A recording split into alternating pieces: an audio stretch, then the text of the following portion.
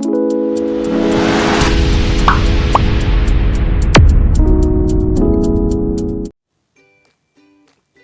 الله الرحمن الرحیم. د ذهین افیشل یوټیوب چینل ته ښه راغلاست ملګرو. په نن ورځ ویډیو کې به زه تاسو ته وښیم چې څنګه کولی شو موږ د چیټ جی پی ټي اکاونټ په افغانستان کې جوړ کړو.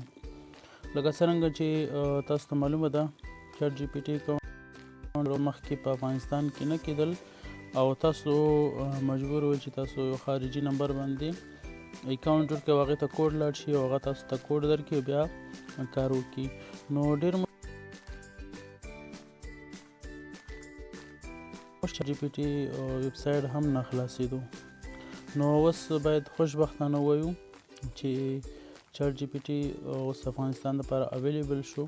اوس کولی شو د افغانستان په نمبر باندې ویریفیکیشن وکړو او هم کوډ راشي او هغه ورته اډ کړو او خپل اکاونټ پکې جوړ کړو.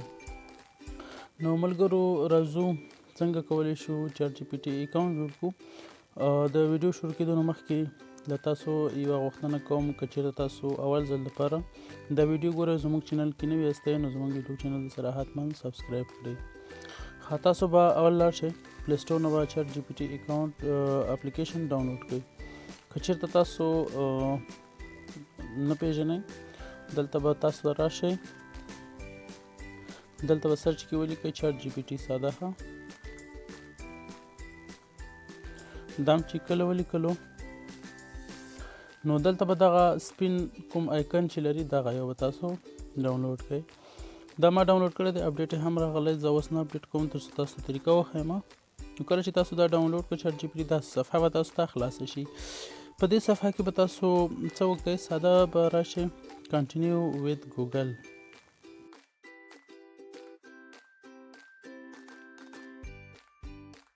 د موبایل کې چې څومره جیمیلونه خلاص وي هغه به تاسو ته هغې لیست راشي.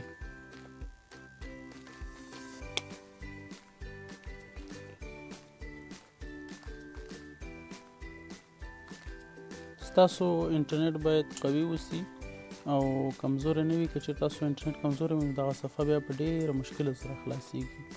نو تاسو جیمیل نه به دلته راشي، تاسو به اول خپل جیمیل انتخاب کړئ، ورته چې کوم جیمیل باندې تاسو غواړئ دا جوړ کړئ.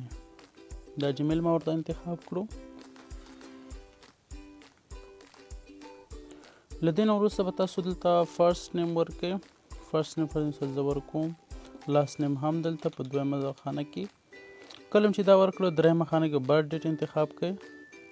برډ ډیټ به زه ورته خپل انتخاب کړم فبروري 14 او 2019. صحیح ده، خپل برډ ډیټ به ورته صحیح انتخاب بیا کنفرم ووهئ. کله چې تاسو کنفرم ووهلو دلته به تاسو په لاندې نمبر خانه کې به تاسو ته افغانستان اف کوډ افغانستان کوډ به راغلی وي. درې نوي که چېرته نه راغلی تاسو افغانستان انتخاب کړئ او دلته به خپله شمېره ولیکئ. زه خپله شمېره لیکم.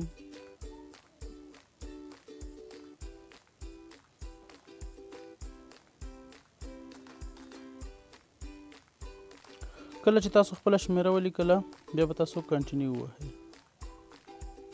تاسو به منتظر شئ تر څو ستاسو بله صفحه یور هیومن. نو په دې سره به تاسو چې کله خپله شمېره ورکړئ اتومات ډول به ستاسو اکاونټ جوړ شي.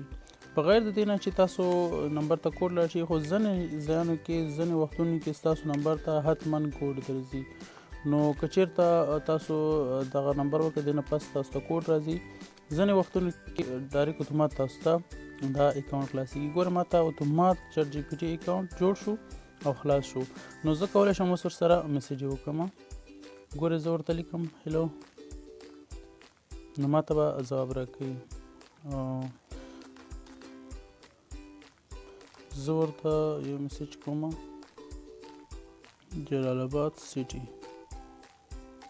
نو دا به ورته سینډ کړو. نو دوی ما ته مکمل معلومات په دې اړه راکوي.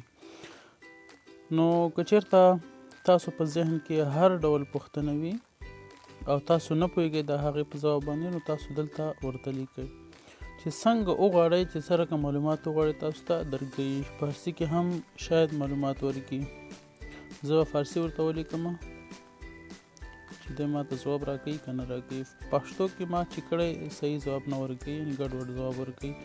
نو تاسو کولی شئ په دغه طریقې باندې دغه اکاونټ جوړ کړئ. ملګرو که چېرته تاسو ویډیو خوښه شوې وي نو زه ویډیو سره لایک کړئ، کمنټ هم وکړئ او نور ملګرو سره یې شریکه کړئ. تر بیا خیر چاره.